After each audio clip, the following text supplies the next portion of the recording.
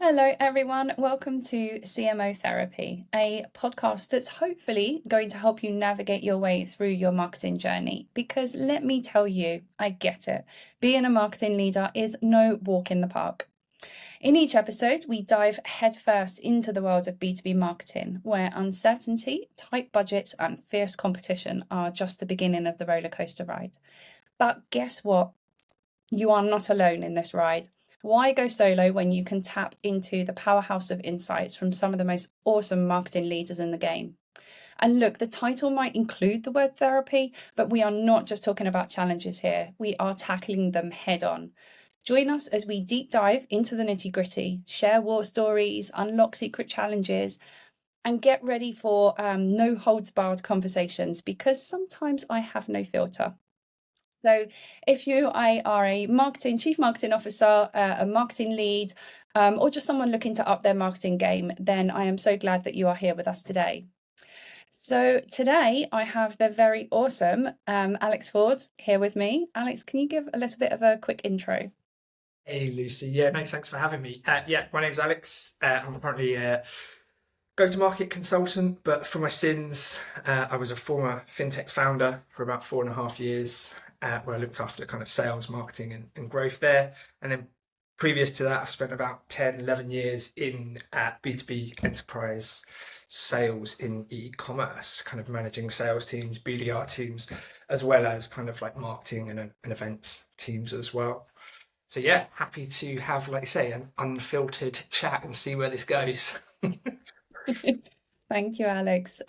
So when we had a chat before, we decided kind of on or around this title of kind of sales and marketing, a revenue tag team. And after that introduction as well, I know a lot of the audience are probably going to be thinking, "Oh, sales. Why have we invited a sales person onto this podcast?" So I wanted to give a little bit of sort of background onto kind of why this subject came about. So Alex and I have the most awesome conversations about lead gen. Honestly, my favorite conversations about lead gen. And Alex is one of those, in my view, in my opinion, he's one of those really unique people that kind of straddles that grey line between marketing and sales. And he does it in the most perfect way.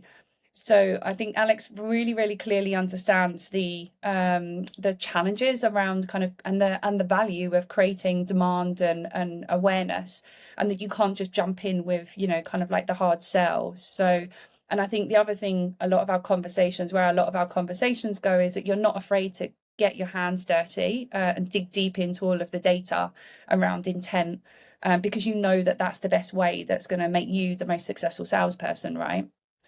So, and it kind of helps that you are a big old fat data nerd like me. So let's get started. We've kind of on that point, I suppose. So there's a lot of talk in the world of kind of marketing at the moment about moving more to this, demand generation world. And kind of, to do that effectively, we really need to be able to measure all of the intent all of the way through that buying process. So I suppose my first question to you is, well, what does that measuring of intent look like, and like how have you done it or seen it work practically?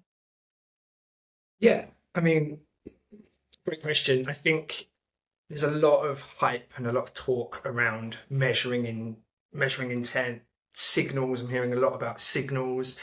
Obviously, with AI, you've now got AI sales reps and AI copywriters coming in. So a lot of people are really kind of like gold rush for data, like what signals, what intent can we pick up? But I'm a massive believer, always have been, always will be, that people do business with people. Especially in the B2B space, especially in the enterprise space. We see that in the B2C world, the rise of the influence of influencers and how that can be leveraged there. And I think actually that is coming to the B2B world. But uh, you know, there are things that indicate that somebody has got more intent or more interest with it. We're losing data, unfortunately, from the big platforms on a kind of a quarterly basis, with iOS updates to kind of tracking.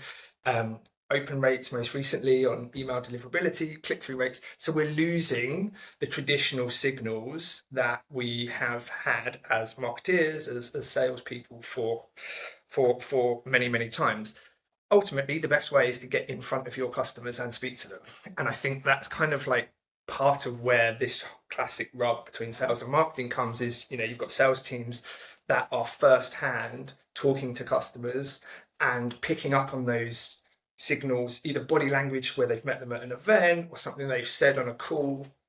And marketeers are looking for data triggers, so open rates, click-through rates, time on site, all the usual suspects. And we're losing, unfortunately, that correlation between the data that we have as marketeers to what maybe like sales reps are hearing when they're on the phone, when they meet a prospect at an event.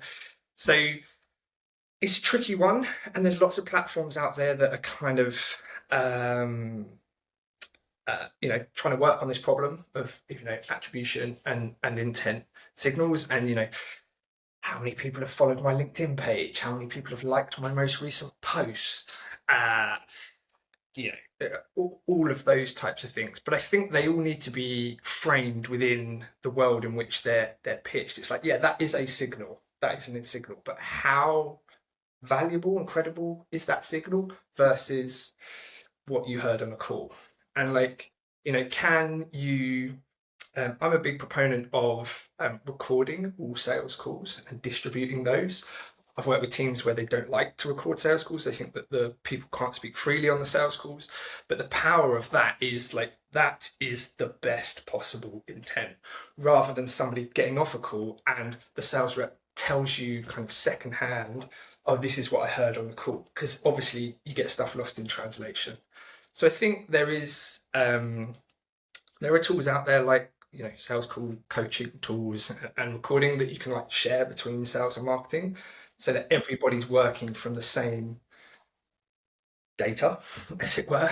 I think maybe some of the struggles is when you get steps removed. It's like, oh well, we're seeing this click-through rate on our Google search ads, so we think that means this topic's an area of interest, or we're seeing this many form fills coming from Reddit traffic or G2 traffic, and so therefore we think customer advocacy is an area we should focus on, whereas the reps may be hearing something totally different. So I think it's as much data as you can hoover up as a marketeer, but ultimately I still think you need to be speaking kind of to your customers on both sides, marketing and sales. Definitely, yeah. No, I love that. There's a kind of, well, there's a study that was done. I think it was, oh my goodness, it must have been about 10 years ago now, by an old analyst firm called Tower Group. I don't know if you remember those guys. So I think they were bought out by Gartner, but they said that buyers are typically 68% of the way through the buying process before they even start to engage with sales. But I've actually just seen, I'm going to try and dig it out. I've actually just seen excuse me, this week, a new study by Gartner that's updated that, and now, and we thought this would happen anyway post-COVID, but now that's more like 90%. Yeah. So they're 90% of the way through the buying cycle before they even engage with sales. So if you are that type of firm where you're kind of sitting there waiting for those, book of demos or book of leads to land on your lap, then you, by that point that they have filled out that form online, or they've reached out to sales to be contacted. They've also done that with 5 of your competitors as well. So, it just makes it even more important, doesn't it? Picking up on all of those intent signals at that 90% of the way, through the process. Yeah, totally. And I know the report that you're talking about. You're absolutely right. I think it's 87%, something around 90% of the buyer journey is content, and then only 7% of the buying time is actually spent with a sales rep. So wow. There's 93% of the time that is with your competitors.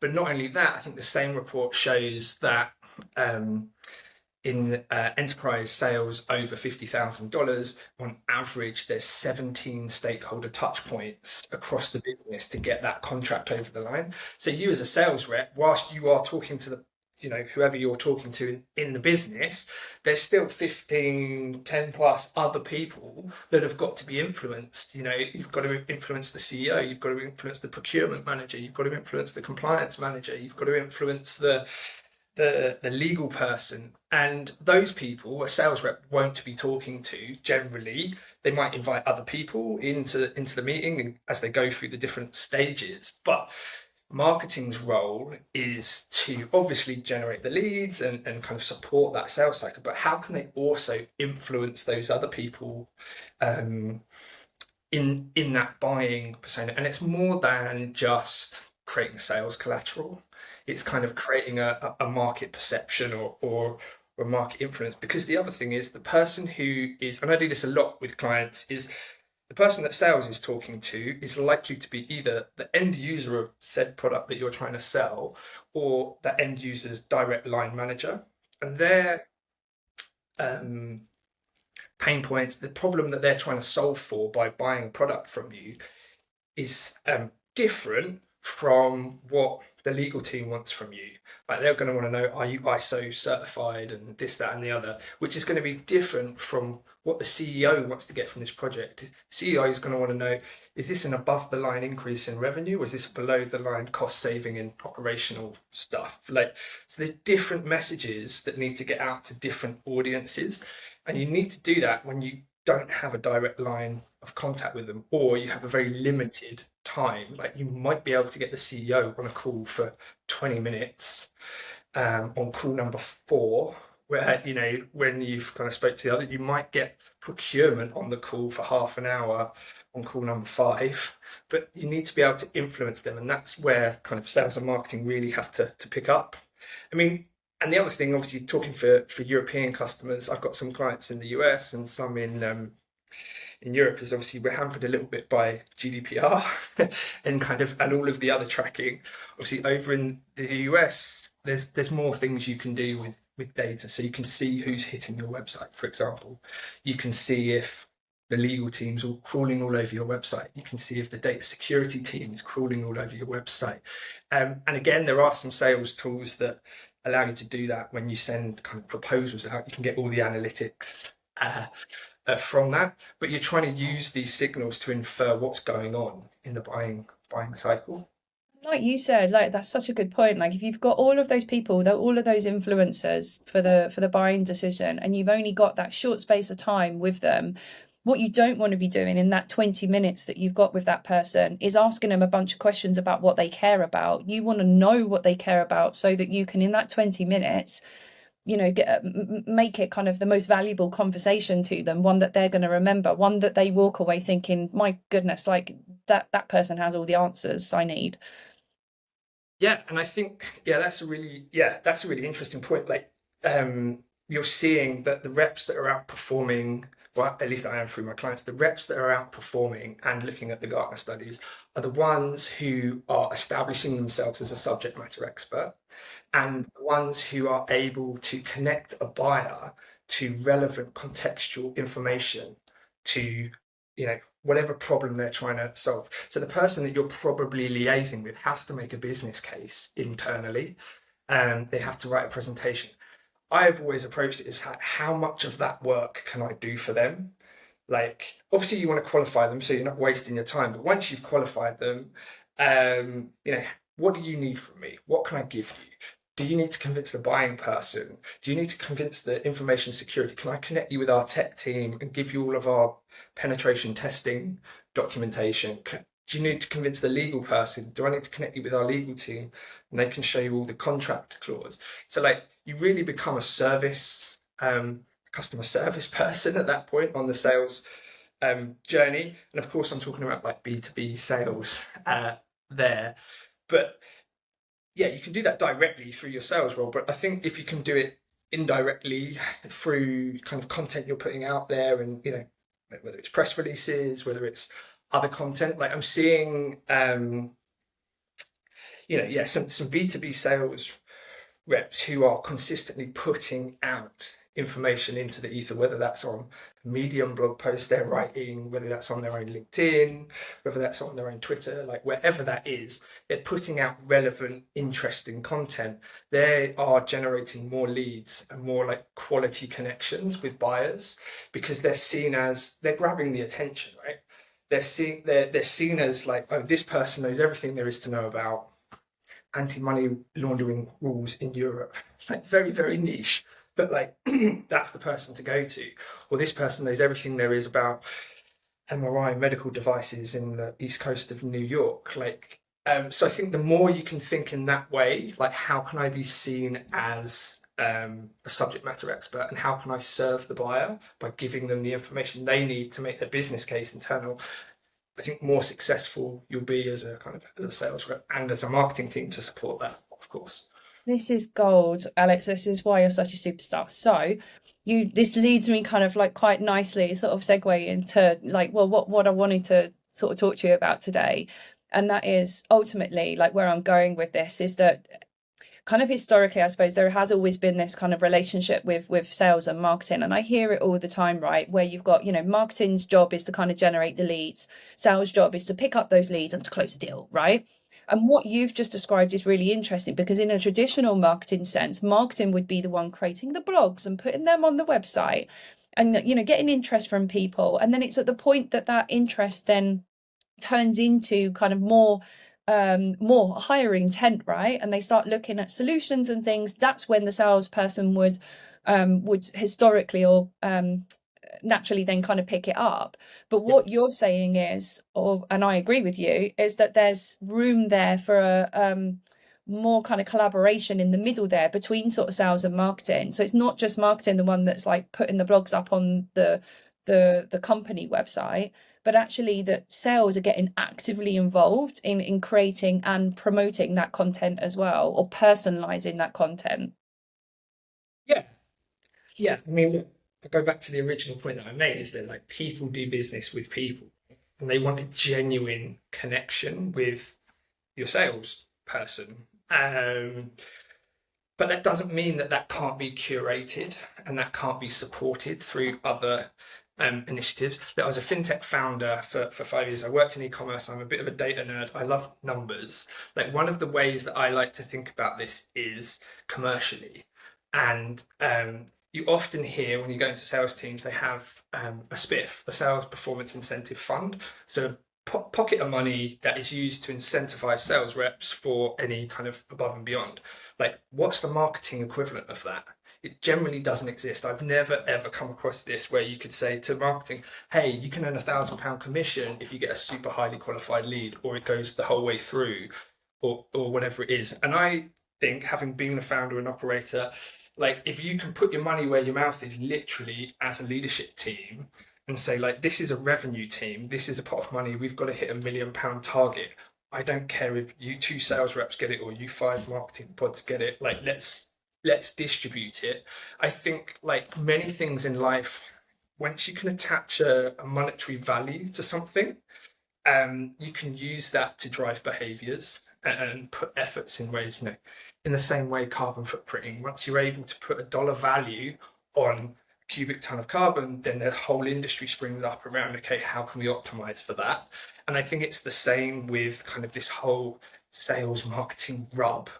It's been going on for years, right? But it does require commitment, I think, from both sides. Some of the teams that I work with, the marketing heads actively go out of their way to sit on sales calls every week, every month, and they listen to the BDRs or they listen to the AEs, and they'll be like, oh, I've just joined the meeting with the prospect to take notes, and they get their own insight. And I think just by doing that in a regular cadence, I'm sure you're going to learn a lot as a marketing head because you're hearing firsthand the questions and this, that, and the other. But also to your team, you're showing that, hey, we're in this together. Conversely, the sales teams that I've seen that have said, hey, I've written these 3 posts that I want to put out on LinkedIn, however good or bad they might be, the fact that they've shown some commitment to that, to marketing, be like, hey, I'm engaged with this, like I get it, I know we've got to put content out there, like that goes like a long way in kind of equity amongst kind of like sales and marketing.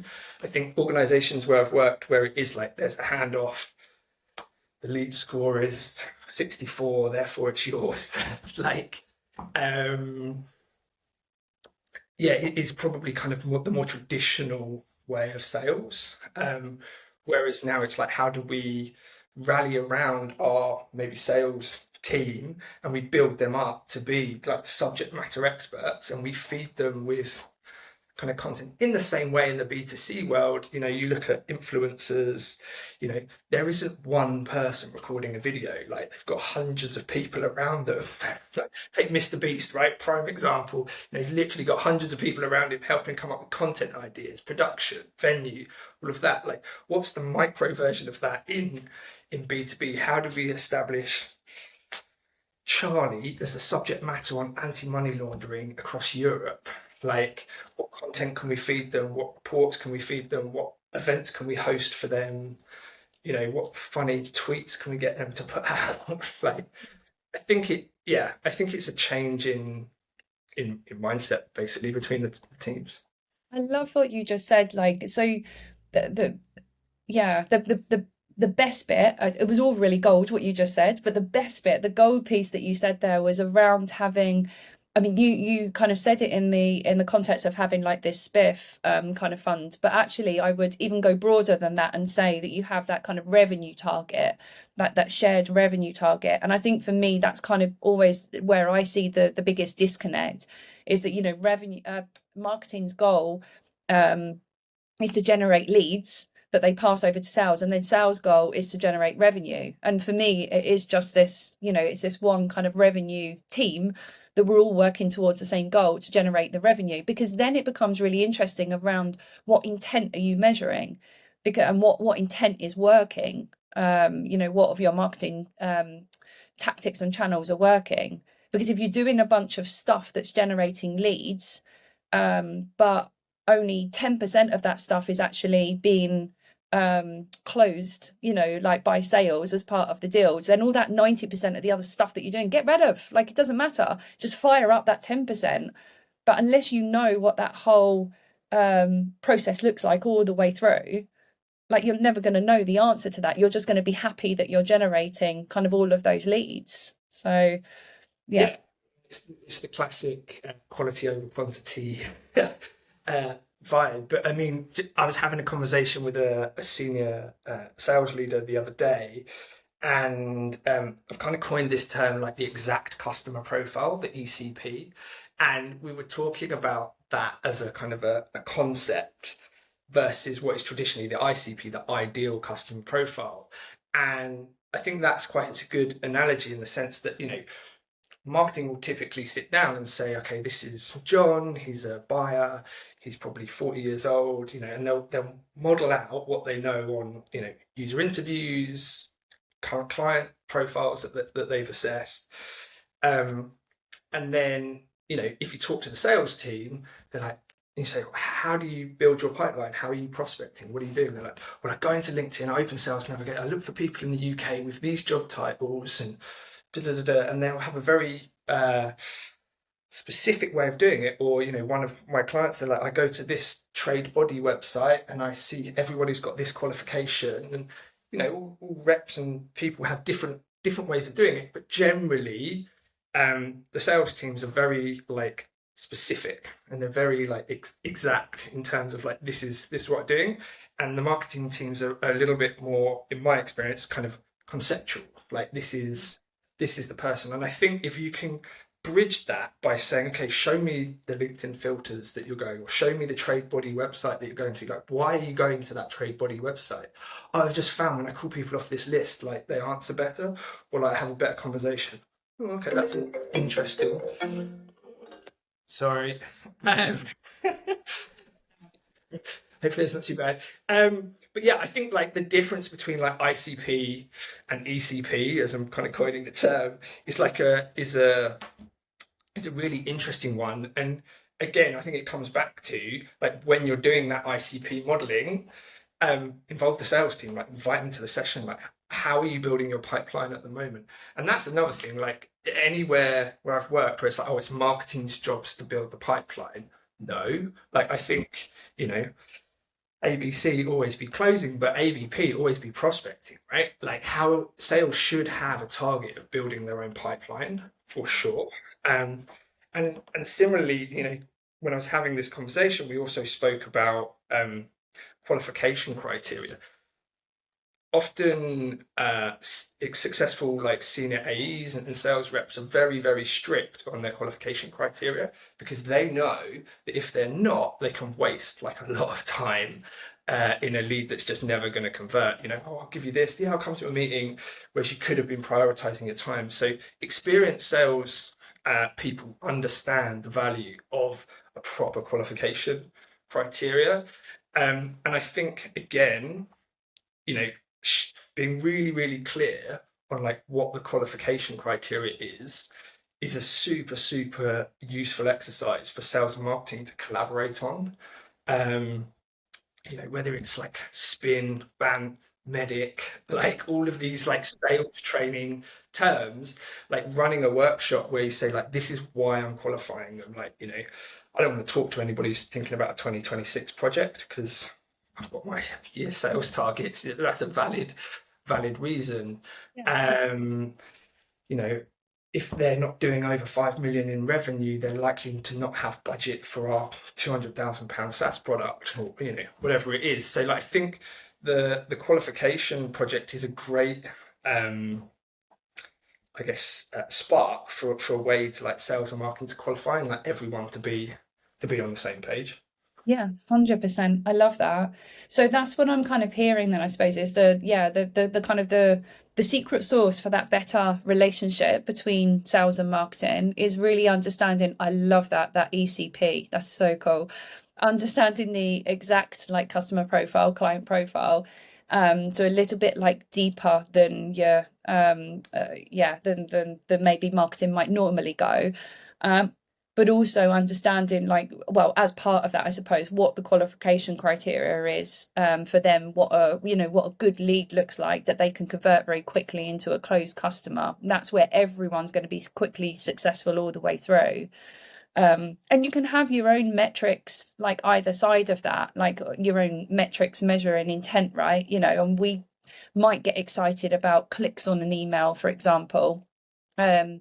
But if you was to go to sales and say to them, I've had a bunch of clicks on an email or a bunch of website visits, but then you can say, hold on, bear with me, Alex, but then you can say, and it was from this shit hot ECP customer, then the sales is going to be like, oh my God, yeah, that is like really exciting, right?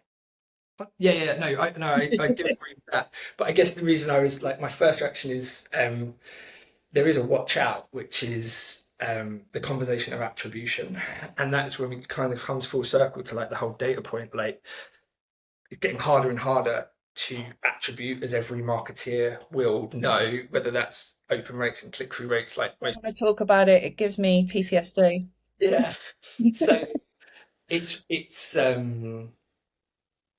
yeah, it's a hard conversation, and I get it from like a board perspective. They want to be able to track, you know, every stage of the funnel, every stage of like the buyer intent. But as most marketeers will know, the way the tech platforms are going, whether that's Apple, Android on their privacy rules, or whether that's, you know, Chrome and all the email client kind of tracking, is that you stick something in the top of the funnel and something comes out, kind of what happens in between is getting less and less trackable. Yeah, And the tooling that you need, and this is dependent for startups and SMEs as well, the tooling that you need, because it is quite technological and quite advanced to do that, is becoming more and more expensive in like yeah, license fees. So if you're a Series A startup, you probably can't afford that 20 grand a year, 50 grand a year attribution tracking tool and the probably 100 development hours it's going to take to implement that across your website, your app, and so on and so forth. And so you're left with this like, I'm going to shake this tree and see what comes out the bottom. I'm going to shake this tree and see what comes out the bottom. And I know that's like a really simple way of doing it, but most salespeople will have started their career in that kind of manner. They're Yeah. calling 20 people a day, 30 people a day, and they will learn over time. Okay, if I call people from this source, I get a higher rate, and it is that basic, for want of a better word. Whereas I think marketing is trying to say, okay, like all of the different steps. And I'm not taking anything away from that. I think that's completely valid and we should continue to do that. But the reality is it's getting harder. And by getting harder, it's getting more expensive. And sometimes budgets don't allow you for the tooling. Like, I personally think every marketing team should have a developer sitting on their team, like some kind of Python data person, because that's the world we live in right now, right? Um, but No, yeah, I totally agree. I think I think for me, it just keeps coming back to that same point of, yeah, you've got all of your data. I mean, there's an endless list of data points that you can be looking at and tracking and whatever, but it's got to result or got to be able to sort of trace back to something, right? So if you can do that kind of like buying journey back to those closed deals, then those are the data points to focus on, basically, is what I'm trying to say. But we've got a few minutes left and I want to do two things with you. So one of them is I do still want to ask you a very kind of like quick question on kind of tools and things. What's your sort of favorites and a couple of tips maybe.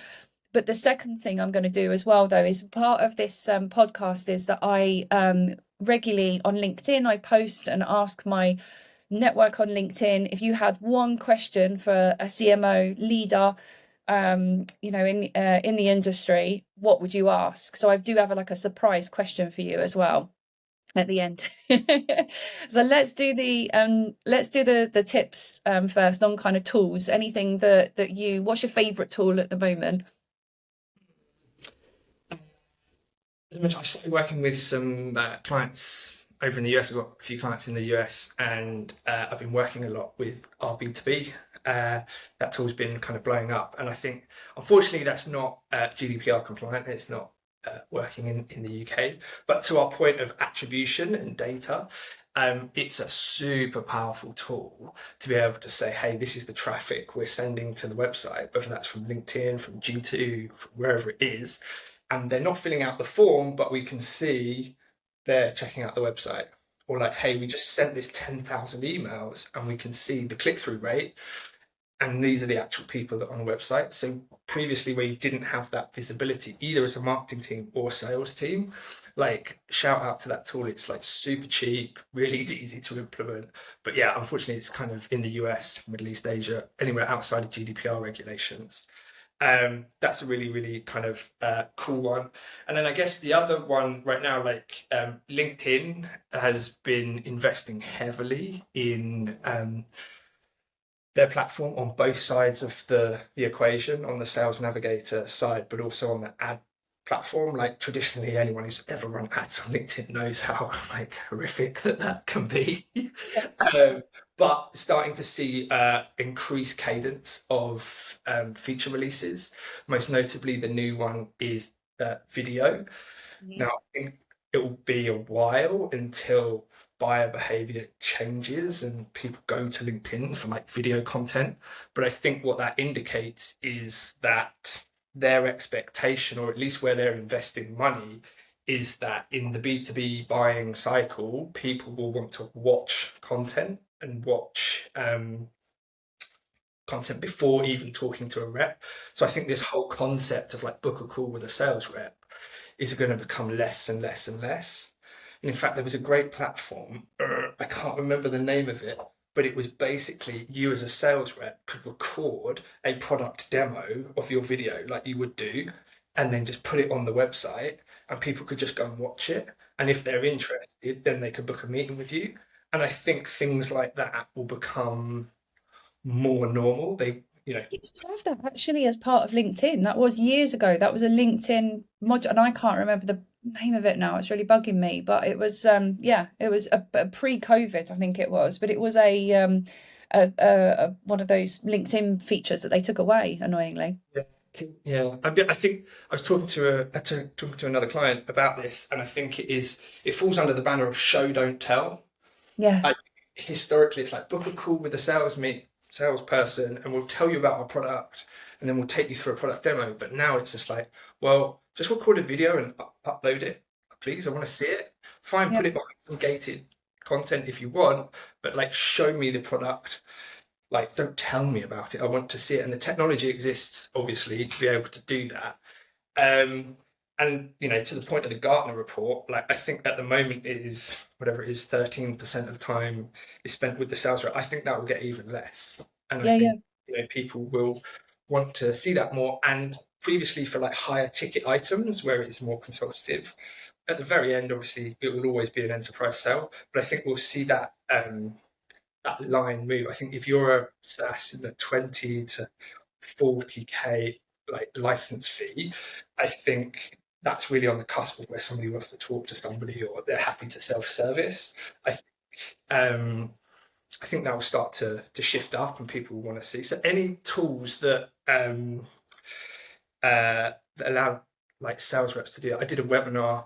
Shout out to Bethany from SendSpark the other day. I did a webinar with a platform called SendSpark, which allows sales reps to reach out to people using AI version of themselves. Quite a cool tool. I think anything like that, any video sales type thing is going I to be. think And videos, I mean, even just from an organic point of view, kind of even posting myself or posting through the link, the company channels, like the video posts always do massively better than normal, than just kind of like text or plain pictures or something. yeah, I guess from a marketeer's perspective, every marketeer is probably thinking like, oh, I struggle enough to get written copy signed off by compliance by this week. Now I've got to get a video editor, I've got to get it filmed. So there will be other challenges, I think, to getting that content, getting that content produced. I reckon so. I'm a big fan of, and maybe it's because I kind of sit in the startup world at the moment, and we have the kind of, I always say I'm queen of marketing on a shoestring, but I don't think you need the whole kind of like editing. I think people are just quite, as long as you are doing what you said, actually building yourself up as a kind of a thought leader, an SME or whatever, doing the whole kind of building your brand, even just recording a video, on Zoom or whatever on your mobile phone. I don't think you need to go really fancy, and the reason for that as well is because the video, everything's just so quick, isn't it? Now quick to people consume it, and then it's like, next, what's next? So if you're spending all of this money on lots of editing, and yeah, you're going to be broke very quickly. But I have one quick fire question. You ready? This is the question that's coming from the audience, and they don't know as well who they're asking this to, so it is quite a kind of a random question. Um, so when under pressure to do more with less, oh wow, actually that fits in what we just said. When under pressure to do more with less, as so many marketing functions are today, how do you effectively test and prioritize new ideas and channels alongside your bread and butter or like day-to-day activity? Yeah, that's a great question. I went to an event with Sean Ellis, the original kind of growth hacker guy, and his pie framework. Um, I think it is a case of I always start with that exact customer profile. I try and find whether that's through LinkedIn Sales Navigator, whether that's through a trade body, whether it's through certain qualifications, whether it's through an event, or whatever it is. I try and find something that is a manual task that, with the highest probability of this pool of people, is my people who are going to buy my product or service. It's thinking about like, okay, you can go fishing anywhere in the UK. Like, where are you going to go fishing? Like, and I think trying to find that first, like that's where I prioritize my efforts. It's just like, and I know that's like marketing 101, and that's, where does your audience and where does your buyer like hang out? But really being um, validated on, I am super confident that if we find people that are a part of this trade body that go to that event that have this job title on LinkedIn, like in there is our audience. Once I am kind of validated on that, and I've asked, our board, and I've asked senior sales team, and I've kind of got the confidence in that, then obviously look at tactics to kind of engage those people. And those tactics, like you say, on a shoestring can be anything from just film a video on my iPhone, or a lot of my clients at the moment, you've probably all seen it, it's like memes on like LinkedIn, for example. Um, Again, without sounding like a broken record, I go back to the point of like, people want to do business with people. So I think the first stage is like, do you understand can you demonstrate that you understand the problem your buyer is facing right now? Um, and the amount of times I've seen sales reps post out that David Beckham meme of like, be honest, and it's for KYC AML, or it's for like medical equipment, RMRI scanners are the best medical equipment on the East Coast, be honest. Like, and it's showing like that you understand the problem, you understand the buyer. So I think firstly it's like, yeah, be super confident on your exact customer profile and where they're hanging out, and then at first initiatives, top of funnel stuff, like demonstrate that you understand the problem that you solve for. I think I think that's, I don't know, No, that that's was. perfect. I think, yeah, too many kind of jump in right at the bottom of the funnel stage, like we were saying again, like right at the start of like, I've got a solution for you. Do you want to see it? Like, But but also at the same time, like to that point, like, and this is a scary one, and this is the hardest one, but it's like, be really confident in your qualification criteria. Like spend mm, a lot of time talking to the stakeholders internally and looking at your current client base, if you've got some, depending on what stage you're at. um like, okay, we need to have these things to give us a chance of getting a deal over the line. And once you've done that exercise, they have to have a compliance manager in house, or they have to have £1 million in revenue, or they should be using this tech stack, Salesforce, whatever it is, right? Once everyone's aligned behind that, then having the commitment and the confidence to qualify out. Like, yes, and that's a scary thing for yeah, like a lot of people. But I think once you get the confidence in like qualifying out, where your people are hanging out, what they are, what you need to get from them to qualify them in, then you can spend more of your time just tripling down, doubling down on the ones that do qualify in. But it is scary when you're on a shoestring and you're not entirely sure.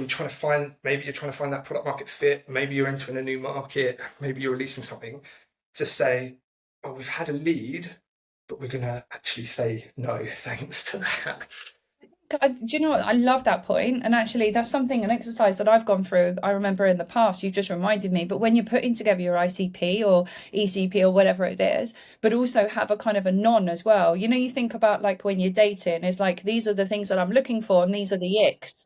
Like, put your list of your icks down as well. Like, these are the types of companies that we're absolutely going to, because I think like going through that mental exercise of actually writing them down as well, because sometimes, especially when you're in a world like in a startup where you get excited by a lot of those inbounds that come through the door, if you just got your ick list to go to, no, we can qualify out like really quickly. I'm going to steal that it Can list. That's really- I steal your ECP in trade-off for an ick? So I feel that came from the dating world. But yeah, yeah, Anyway, right, I think we've gone a little bit over time, but it's been so worth it. Thank you so much, Alex. I think that was, I'd love our chats anyway, and I just hope that was, everyone else will love it just as much. I'm sure they will. no worries. Cheers, Lucy. Thank you. Bye bye.